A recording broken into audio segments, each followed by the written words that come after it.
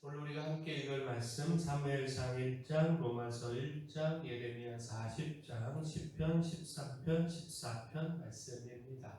오늘 말씀으로 나눌 주제는 어리석지 않은 삶입니다. 성경이 말하는 어리석음은 지식의 부족이 아니죠. 살아계신 하나님을 알면서도 인정하지 않고 그 말씀에 순종하지 않는 것이 어리석음입니다. 자, 오늘 말씀은 우리가 어떤 어리석음에서 돌이켜 또 어떤 지혜로운 삶을 살아가야 하는지 보여주는데, 자, 먼저 우상 숭배의 어리석음에 대해서 생각을 해보면 로마서 1장은요, 복음이 모든 믿는 사람을 구원하는 하나님의 능력임을 선포합니다. 이어서 하나님을 알면서도 그분을 영화롭게 하지 않고 피조물을 하나님보다 더 높인 인간의 불경건을 드러냅니다.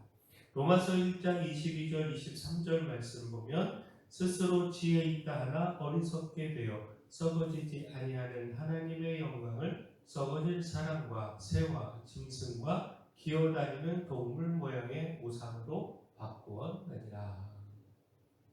사람들은 창조 세계를 통해서 하나님의 능력과 신성을 알 수 있었습니다. 그러나 하나님께 감사하거나 경배하지 않았습니다.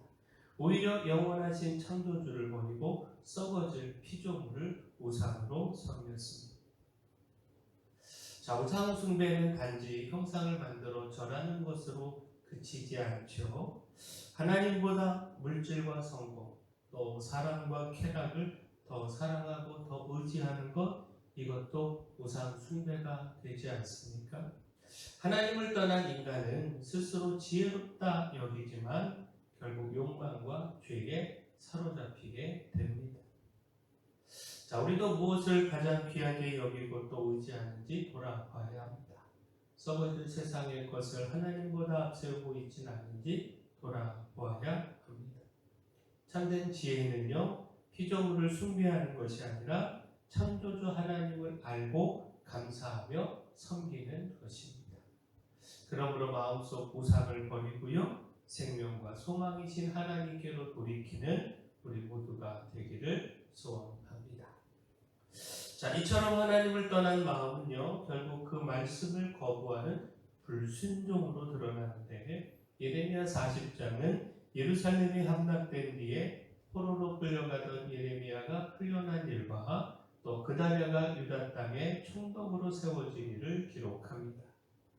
자, 바벨론의 사령관 느부사라다는 예레미야를 풀어주면서 유다의 멸망에 대해서 이렇게 말했습니다. 예레미야 40장 3절 말씀 보면 여호와께서 그가 말씀하신 대로 행하셨으니 이는 너희가 여호와께 범죄하고 그의 목소리에 순종하지 아니하였으므로 이제 이루어졌도다. 이 일이 너희에게 임한 것이니라. 하나님은 예레미야를 통해서 죄에서 돌이키고 말씀에 순종하라고 거듭 말씀하셨습니다. 그러나 유다 백성은 끝까지 듣지 않았고요, 결국 선포된 말씀대로 예루살렘은 무너졌습니다. 자, 하나님의 백성이 이방인의 입을 통해서 자신들의 불순종을 지적받는다라고 하는 것, 이거 참 부끄러운 일 아니겠습니까? 그들은 하나님의 말씀은 알고 있었지만 순종하지 않았습니다. 자, 말씀을 많이 들었다라고 하는 사실이 그들을 구원하지 못했습니다. 오히려 끝까지 말씀을 거부한 불순종이 그들을 심판으로 이끌었습니다. 자, 우리도 말씀을 아는데, 듣고 아는 데서 그치고 있지 않는지 돌아보아야 합니다. 자, 순종을 미루는 것도 불순종입니다. 자신의 생각을 고집하며 말씀을 거부하면 결국 그 결과를 맞게 됩니다. 그러므로 책망의 말씀이 들릴 때 마음을 완고하게 하지 말고요, 즉시 돌이켜 순종해야 합니다. 말씀에 순종하는 길이 생명과 은혜의 길입니다. 자, 이처럼 하나님의 말씀을 거부하고 불순종하는 것, 그 뿌리에는요, 하나님이 계시지 않는 것처럼 여기는 마음, 하나님을 부정하는 어리석음이 있습니다. 시편 13편은 고난이 길어지는 가운데 하나님의 구원을 구한 다윗의 기도입니다. 다윗은 하나님께서 자신을 잊으신 것 같은 고통을 솔직히 아뢰었습니다. 그러나 탄식으로 끝내지 않고요, 주의 인자하심을 의지하며 구원하실 하나님을 찬송하겠다고 고백을 했습니다. 시편 14편은요, 하나님을 부정하며 악을 행하는 사람의 어리석음을 드러냅니다. 시편 14편 1절에 어리석은 자는 그의 마음에 이르기를 하나님이 없다 하는도다.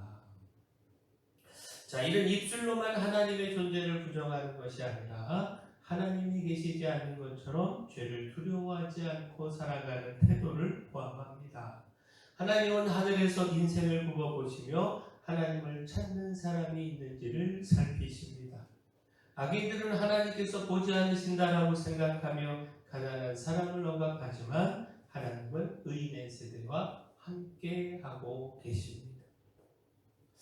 시편 14편 45절 말씀 보면요, 그러나 거기서 그들을 두려워하고 두려워하였으니 하나님의 의인의 세대에 계심이로다. 자, 우리도 입술로는 하나님을 믿는다고 하면서 실제 삶에서는 하나님이 계시지 않는 것처럼 행동할 수 있습니다. 아무도 보지 않는 곳에서도 하나님께서 감찰하고 계시는데 그것 잊을 때가 너무도 많습니다. 고난이 길어져도 하나님 의심하며 떠나지 말아야 하고요, 주의 인자하심을 의지하여 끝까지 하나님 바라보며 기도해야 합니다. 살아계신 하나님을 인정하고 그분 앞에 정직하게 살아가는 것이 지혜로운 삶입니다. 자, 그렇다면 살아계신 하나님을 인정하는 지혜로운 삶, 자, 어리석지 않은 삶은 어떤 모습인가? 자, 사무엘상 1장은요, 자녀가 없어 깊은 고통을 겪던 한나가 하나님께 기도하고 응답으로 받은 사무엘을 다시 하나님 앞에 드리기를 기록합니다. 자, 한나는 브림나의 괴롭힘으로 마음이 상하고 괴로웠지만 불평과 절망에만 머물지 않았습니다. 사무엘상 1장 10절에 한나가 마음이 괴로워서 여호와께 기도하고 통곡하며, 그는 자신의 아픔을요 하나님 앞에 쏟아놓고 간절히 기도했습니다. 한나는 아들을 주시면 그를 평생 여호와께 드리겠다 서원했습니다.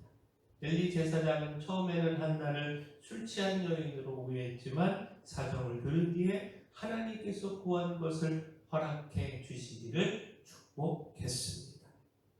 한나는 그 말을 믿음으로 받아들이고 돌아갔는데 사무엘상 1장 18절 말씀 보면요, 가서 먹고 얼굴에 다시는 근심빛이 없더라. 아직 상황이 달라지지 않았지만 자신의 문제를 하나님께 맡겼기에 더 이상 근심에 붙들리지 않았습니다. 자, 하나님께서 사무엘을 주셨을 때 한나는 그 서원을 잊지 않았습니다. 사무엘상 1장 27절에 이 아이를 위하여 내가 기도하였더니 내가 구하여 기도한 바를 여호와께서 내게 허락하신지라. 그는 약속대로 사무엘을요 하나님께 드렸습니다.